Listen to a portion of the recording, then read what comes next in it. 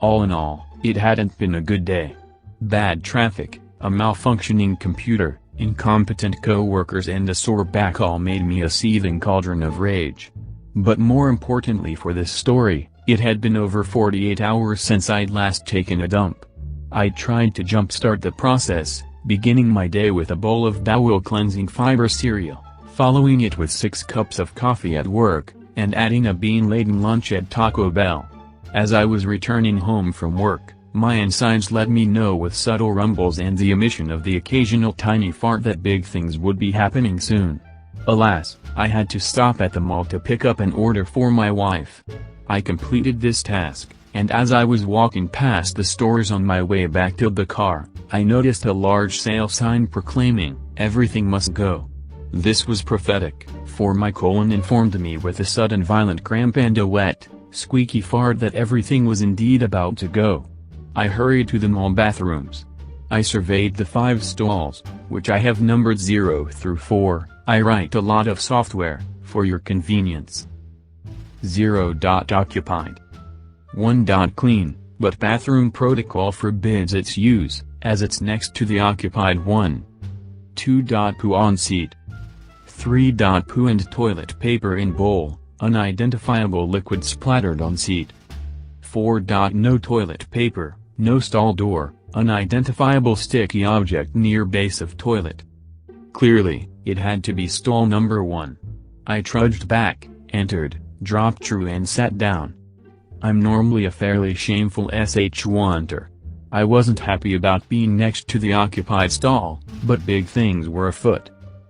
I was just getting ready to bear down when all of a sudden the sweet sounds of Beethoven came from next door, followed by a fumbling, and then the sound of a voice answering the ringing phone. As usual for a cell phone conversation, the voice was exactly 8 decibels louder than it needed to be. Out of shameful habit, my sphincter slammed shut. The inane conversation went on and on. Mr. S.H. Wander was blathering to Mrs. S.H. Wander about the S.H. Wanty day he had. I sat there, cramping and miserable, waiting for him to finish. As the loud conversation dragged on, I became angrier and angrier, thinking that I, too, had a crappy day, but I was too polite to yak about in public. My bowels let me know in no uncertain terms that if I didn't get crapping soon, my day would be getting even crappier. Finally my anger reached a point that overcame shamefulness. I no longer cared. I gripped the toilet paper holder with one hand, braced my other hand against the side of the stall, and pushed with all my might. I was rewarded with a fart of colossal magnitude, a cross between the sound of someone ripping a very wet bedsheet in half and of plywood being torn off a wall. The sound gradually transitioned into a heavily modulated low RPM tone, not unlike someone firing up a Harley. I managed to hit the resonance frequency of the stall, and it shook gently.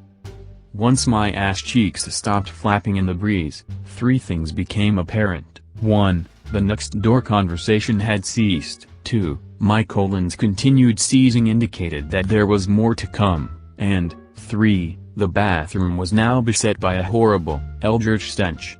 It was as if a gateway to hell had been opened. The foul miasma quickly made its way under the stall and began choking my poop mate.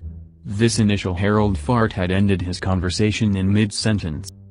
"Oh my God," I heard him utter, following it with suppressed sounds of choking, and then, "No, baby, that wasn't me," cough, gag, you could hear that, gag? Now there was no stopping me. I pushed for all I was worth. I could swear that in the resulting cacophony of rips, squirts, splashes, poots, and blasts, I was actually lifted slightly off the pot. The amount of stuff in me was incredible. It sprayed against the bowl with tremendous force. Later, in surveying the damage, I'd see that liquid poop had actually managed to ricochet out of the bowl and run down the side onto the floor. But for now, all I could do was hang on for the ride. Next door I could hear him fumbling with the paper dispenser as he desperately tried to finish his task. Little snatches of conversation made themselves heard over my anal symphony. Gotta go. Horrible. Throw up. In my mouth. Not. Make it. Tell the kids. Love them. Oh God. followed by more sounds of suppressed gagging and retching. Alas, it is evidently difficult to hold one's phone and wipe one's bum at the same time. Just as my high-pressure abuse of the toilet was winding down, I heard a plop and splash from next door, followed by a string of swear words and gags. My poop mate had dropped his phone into the toilet. There was a lull in my production, and the restroom became deathly quiet. I could envision him standing there, wondering what to do. A final anal announcement came trumpeting from my behind, small chunks plopping noisily into the water. That must have been the last straw. I heard a flush, a fumbling with the lock, and then the stall door was thrown open. I heard him running out of the bathroom, slamming the door behind him. After a considerable amount of paperwork, I got up and surveyed the damage. I felt bad for the janitor who'd be forced to deal with this, but I knew that flushing was not an option. No toilet in the world could handle that unholy mess.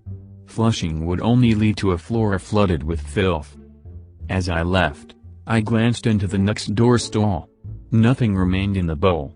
Had he flushed his phone, or had he plucked it out and left the bathroom with nasty unwashed hands? The world will never know. I exited the bathroom, momentarily proud and shameless, looking around for a face glaring at me. But I saw no one. I suspect that somehow my supernatural elimination has managed to transfer my shamefulness to my anonymous poop mate. I think it'll be a long time before he can bring himself to poop in public, and I doubt he'll ever again answer his cell phone in the loo. And this, my friends, is why you should never talk on your phone in the bathroom. Do your business and get out.